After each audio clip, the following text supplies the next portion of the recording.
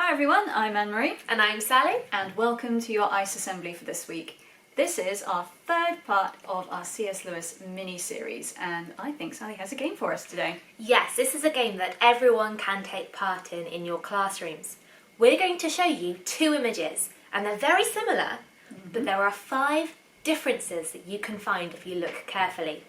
So we're going to give you a little bit of time to look at the 2 different pictures, 45 seconds I think we'll give them. Sounds good. And see how many of the differences you can find. So look for 5 differences and you can get started now.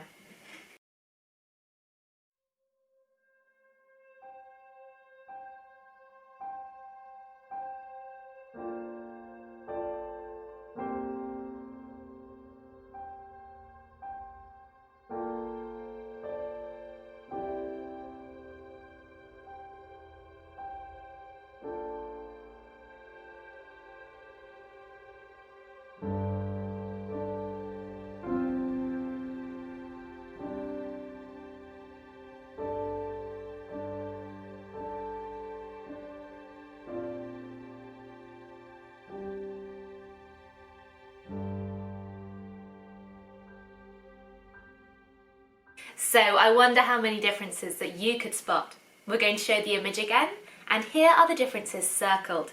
Give yourself a pat on the back if you got them right.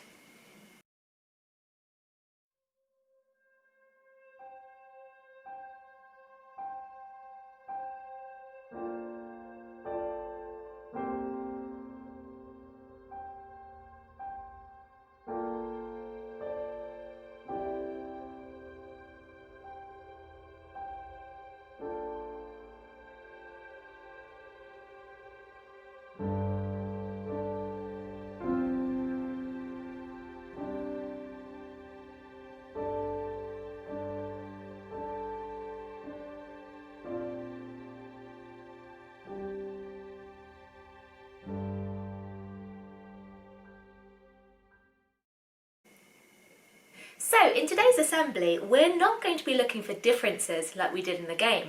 We're going to be looking for samesies between the Chronicles of Narnia, C.S Lewis's famous books, and our lives today. You see, C.S Lewis had this image of a fawn carrying parcels through the woods in his head since he was 16 years old. But it wasn't years later, until he was in his 40s, that he actually began to write the Chronicles of Narnia. So what made the big difference through all those years, from having this image in his mind to actually writing those whole stories? Well, you see, it was one character in particular, Aslan the lion, and he features in every single story. And C.S Lewis himself said, "At first, I had very little idea how the story would go. But then suddenly Aslan came bounding into it. Once he was there, he pulled the whole story together.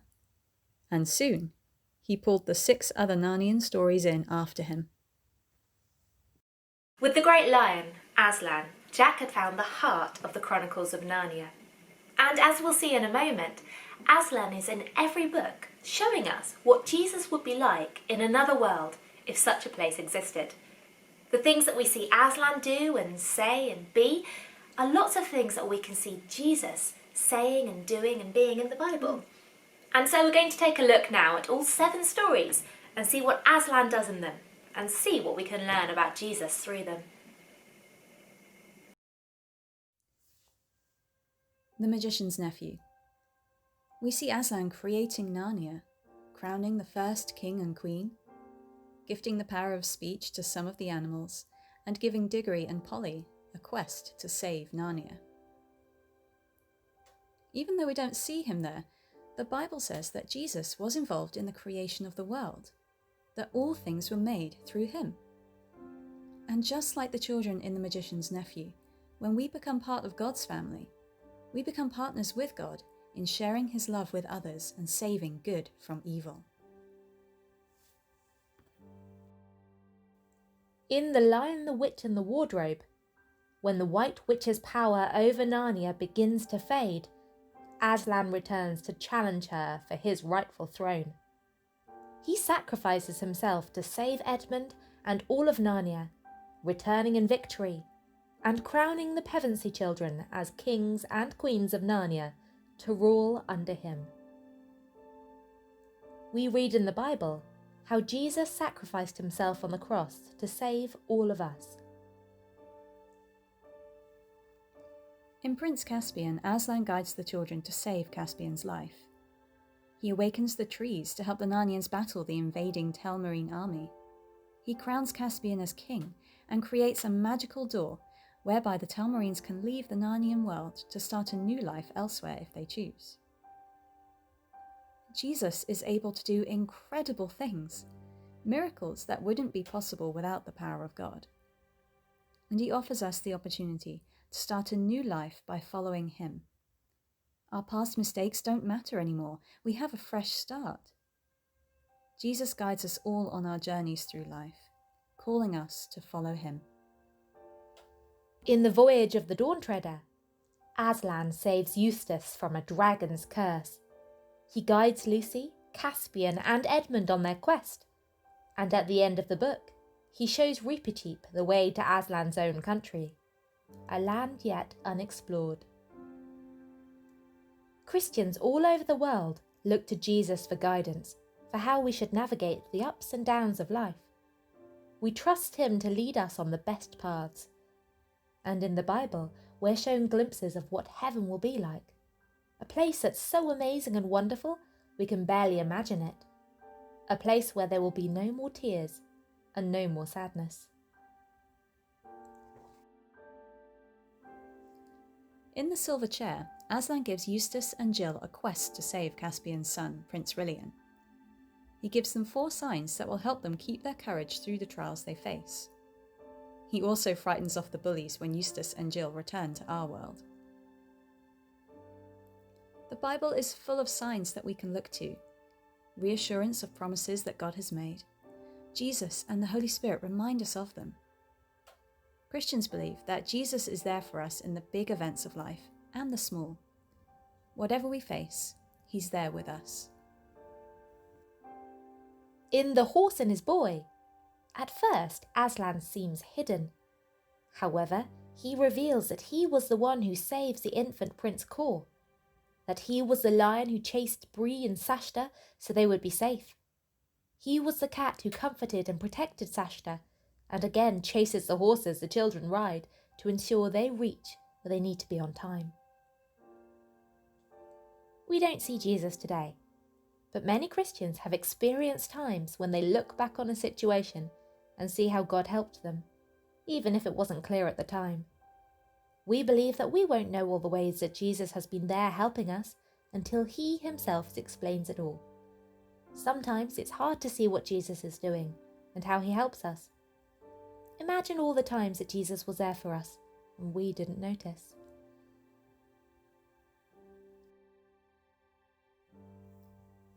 In the last battle, Aslan only appears at the very end of the story, when he brings an end to the world of Narnia and leads the way into his own country, making all things new. He explains that their old lives in the Shadowlands are over, and a wondrous new life begins, where they will journey further up and further in to Aslan's own land. The Bible says that Jesus will one day return, and Christians are waiting for that time when we will begin a new life in Jesus' own country, heaven, where we will discover more and more and more about all the ways that God loves us. But don't just take our word for it. Why don't you go and find the Chronicles of Narnia in your school library, or maybe you have them somewhere at home? Read for yourself. See what you can find. In The Voyage of the Dawn Treader, which is one of my favourite books from the Chronicles of Narnia, Aslan said this: "This was the very reason why you were brought to Narnia, that by knowing me here for a little, you may know me better there." And if we needed any more links between Aslan and Jesus, the Bible has a name for Jesus. That's the Lion of Judah. Well, you can see where C.S. Lewis got his inspiration from Aslan from. He wanted to use Aslan to help us learn more about Jesus. But why did he want to do that? Well, Jack had encountered Jesus in lots of different ways, through his love of stories and myths and legends, through his friends in the writing club, and also by himself, by studying the Bible and what it tells us about Jesus. Jack discovered that only Jesus could give him real, lasting joy. Jesus had become the most important thing to Jack, and he really wanted to share the ways that he had encountered Jesus with other people. That was one of the things that really brought the whole Narnia series together. You see, Christians believe that Jesus wants us to encounter him. He doesn't want to hide away from us. Instead, just as Aslan appeared to the children in lots of different ways throughout all of the different stories, Jesus encounters us in lots of different ways through our lives too. So, where might you encounter Jesus? You might want to think about the hobbies that you have, the things that you love to do. Christians believe that those things are a gift from God, and that we can learn more about God as we explore those things that he's given us to enjoy, to love and to share. Or maybe you might want to look to the Bible to encounter Jesus there. That's what the Bible is. It's from God to tell us all about him and help us meet his Son. And you might need to expect the unexpected. You might not know where you're going to encounter Jesus. Just like the children in the Narnia books, they didn't know when Aslan was going to come up, but he did in lots of different ways. Jesus wants us to encounter him. The Bible says that he's seeking us. That means he's looking for us. So I wonder what would happen if we were to look out for him. Well, as we have a think about that, why don't we take a moment to reflect and pray?